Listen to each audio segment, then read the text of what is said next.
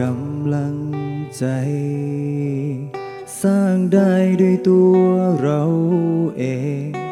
อย่าได้หวั่นเกรงตัวเองเป็นผู้กำหนด แม้อยู่ในเรือนจำชะตากรรมนำพาให้รันทน มันก็แค่บทเรียนหนึ่งบทที่กำหนด ให้เราต้องเรียนรู้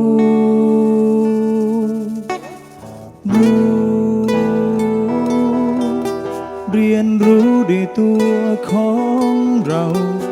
อย่าเศร้าไปเลยให้เสียเวลา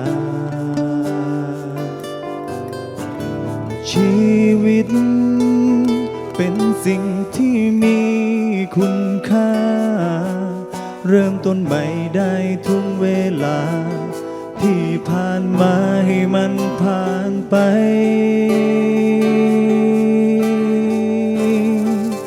สิ่งผิดก็เรียนรู้ สิ่งถูกก็เรียนรู้ สิ่งนั้นคือครูให้เราได้รู้ได้เข้าใจ ให้โอกาสตัวของเรา ก่อนคนอื่นเขาจะให้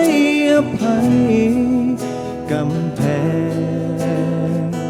ไม่อาจขังใจ เราทุกคน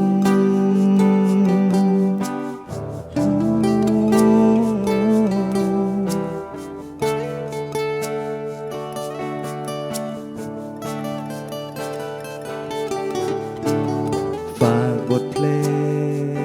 งบรรเลงลอยส่งไป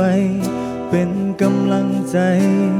ให้คนหลังกำแพงทุกคน ชีวิตต้องก้าวเดิน ต้องเผชิญทุกเหตุผล ชั่วดีอยู่ที่ตัวตน ขอให้ทุกคนก้าวต่อไป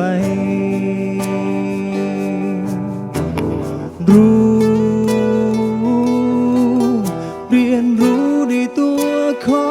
งเรา อย่าเศร้าไปเลยให้เสียเวลา ชีวิตเป็นสิ่งที่มีคุณค่า เริ่มต้นใหม่ได้ทุกเวลา ที่ผ่านมาให้มันผ่านไป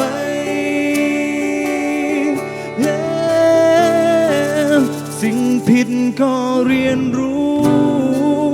สิ่งถูกก็เรียนรู้ สิ่งนั้นคือครูให้เราได้รู้ได้เข้าใจ ให้โอกาสตัวของเรา ก่อนคนอื่นเขาจะให้อภัย กำแพงไม่อาจขังใจ เราทุกคน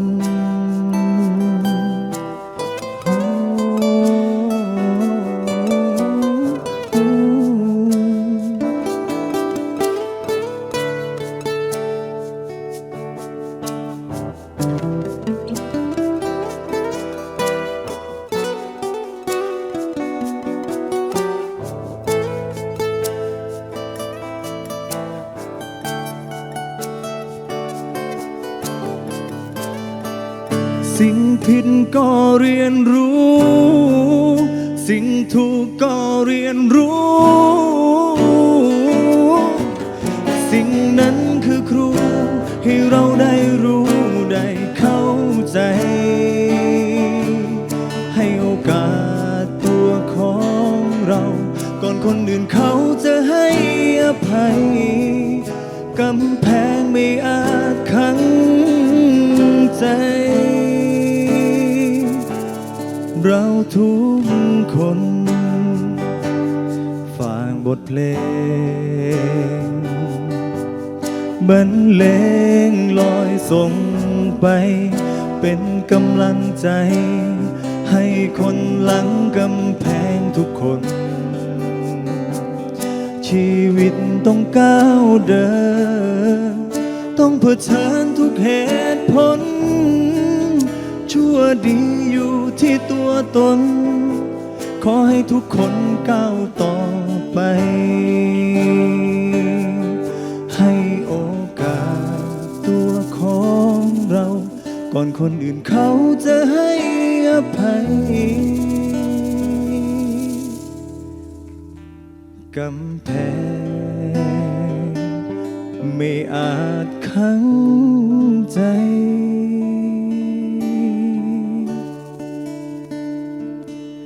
เราทุกคน